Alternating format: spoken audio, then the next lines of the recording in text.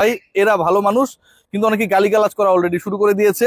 আপনাদের প্রতি আমার অশেষ কৃতজ্ঞতা। আপনাদের গালি আমাকে ভবিষ্যতে তালি পেতে অনেক বেশি আগ্রহী করে তোলে। যে আলোচনাটা করতে চাই, আপনারা সবাই জানেন, সেই আলোচনাটা হচ্ছে বাংলাদেশ দল চ্যাম্পিয়ন্স ট্রফি অবশেষে হচ্ছে, হাইব্রিড মডেলে হচ্ছে, অ্যান্ড বাংলাদেশ দল is going to participate in Champions trophy. আপনারা জানেন যে টপ র্যাঙ্ক 8টা দল সেখানটায় খেলবে।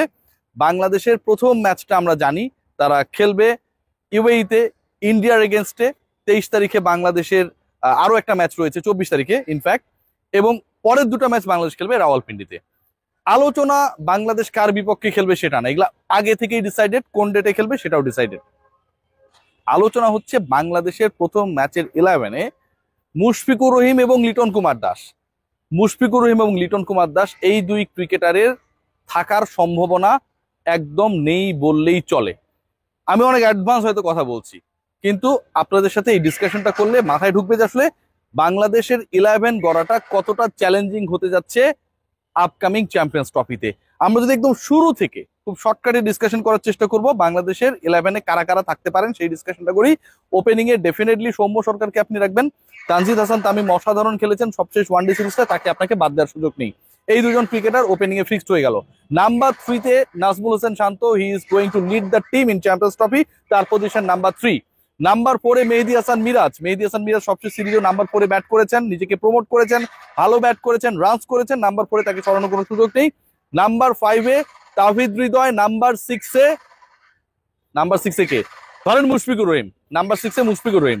নাম্বার 7-এ মাহমুদুল্লাহ রিয়াদ। নাম্বার 8-এ জাকের আলী অনিক। এই যে 8 জনের নাম আমি বললাম, আই এম রিপিটিং, দুজন ওপেনার তানজিদ তামিম, সৌম্য সরকার। নাম্বার 3-তে শান্ত। নাম্বার 4-এ মিরাজ। নাম্বার 5-এ হৃদয়।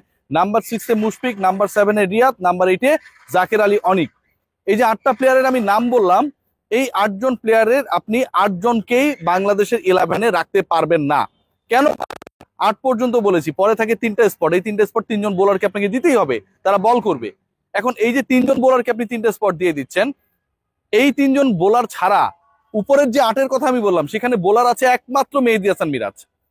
তার মানে আপনার 8-এর পরের 3টা স্পট যদি আপনি 3 জন বোলারকে দেন, উপরে মেহেদী হাসান মিরাজ আছে, সেও 10 ওভার ধরেন করে দিল, আপনি 11 জন ক্রিকেটারকে নিয়ে যাচ্ছেন খেলতে এই 8-এর সাথে 3 জন বোলার অ্যাড করে, যাদের মধ্যে মাত্র 4 জন প্রপারলি বল করতে পারে। আপনি কি 50 ওভারের ম্যাচে 4টা বোলার নিয়ে খেলবেন? বাকি 10 ওভার আপনাকে কে করে দিবে? 10 ওভার করে দেওয়ার লোক নাই ভাই। সো 10 ওভার বাকি কে করে দিবে? আপনার ফিফথ বোলার কে হবে, বা ফিফথ বোলারের জায়গাটা আপনি কোথা থেকে ছাড়বেন, সেখানটায় যদি আপনি চিন্তা করেন, তাহলে প্রথম থেকে 8 পর্যন্ত আমি যাদের নাম বলেছি তাদের মধ্য থেকে অন্তত একজনকে বাদ দিতে হবে। মেহেদী হাসান মিরাজকে আপনি বাদ দিতে পারবেন না, কারণ তার ওই 10 ওভার তো বোলিং ধরাই আছে। মেহেদী হাসান মিরাজকে বাদ দিলে আপনাকে আরো 2 জন বোলার ঢুকাতে হবে, কারণ 4 জন বোলার মেহেদী হাসান মিরাজকে নিয়েই হচ্ছে। তাকে বাদ দিলে 3 জন বোলার হবে, সেক্ষেত্রে আরো 2 জন বোলার ঢুকাতে হবে, 2 জন ব্যাটসম্যানকে জায়গা ছেড়ে দিতে হবে। আর মেহেদী হাসান মিরাজকে নিয়ে আপনি অবশ্যই খেলবেন, তার পারফরমেন্স ভালো, ব্যাটিং ভালো করছে, 4-এ ভালো খেলছে, সাকিব আল হাসানের রিপ্লেসমেন্ট হিসেবে চেষ্টা করছে নিজেকে প্রমাণ করার। ডিসকাশনের জায়গাটা সেখানটাই।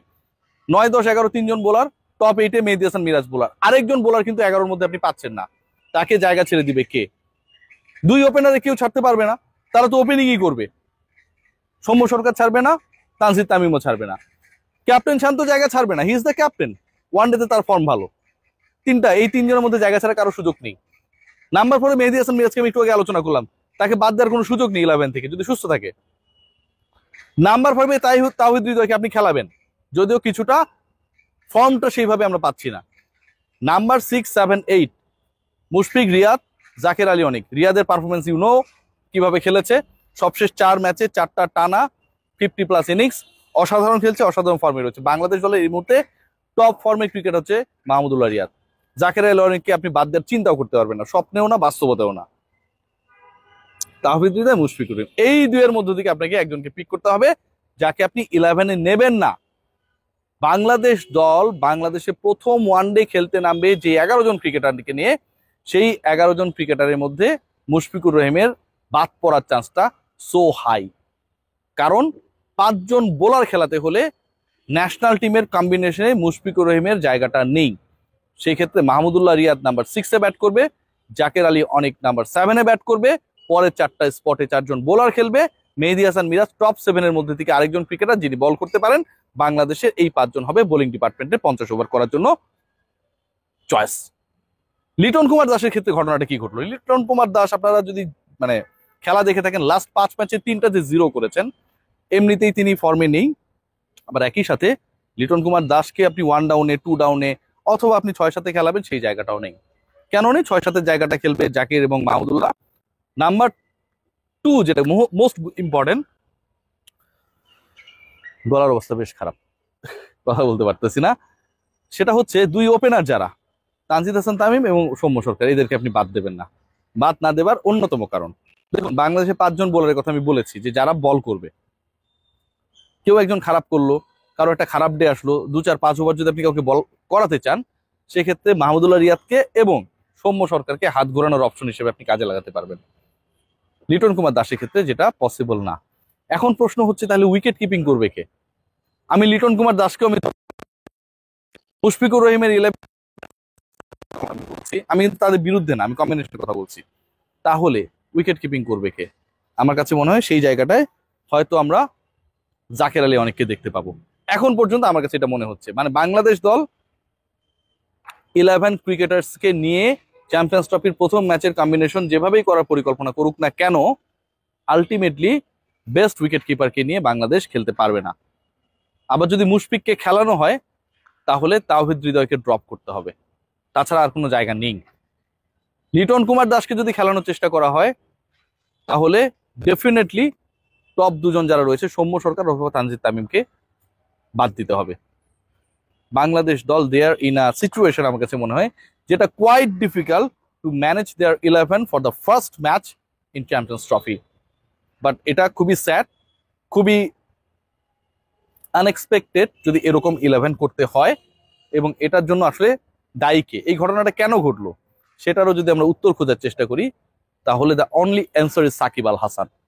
সাকিব যদি থাকতো, তাহলে আপনার ওই যে একটা বোলার শট, সেই ঝামেলাটা হতো না। বাইরে থেকে একজন pure bowler, left arm orthodox হোক কিংবা লেগ স্পিনার হোক, দলে নিয়ে 11 সাজানোর প্যারাটা আপনার হতো না। সাকিব যেহেতু নাই, সো আপনাকে বাইরে থেকে একজন বোলার একজন ব্যাটারকে ইন করতে হচ্ছে, সেই জায়গাটা হচ্ছে সবচেয়ে বড় সমস্যা। সাকিব আল হাসান অলওয়েজ ম্যাটার করে, এবং এই মুহূর্তে যে সিনারিও, তাতে মুশফিক কিংবা তাওহিদ হৃদয় দুজনের একজনকে 11-এর বাইরে রেখে বাংলাদেশ দলকে চ্যাম্পিয়ন্স ট্রফির প্রথম ম্যাচে নামতে হবে। এখন যদি ইনজুরি সংক্রান্ত ঘটনাগুলো ঘটে, সেটা different discussion, but as per my opinion, as per my thinking, ultimately champions ট্রফির দলটা is going two be very tough, is going two be very difficult to make the best 11 for the management, captain, coach and others.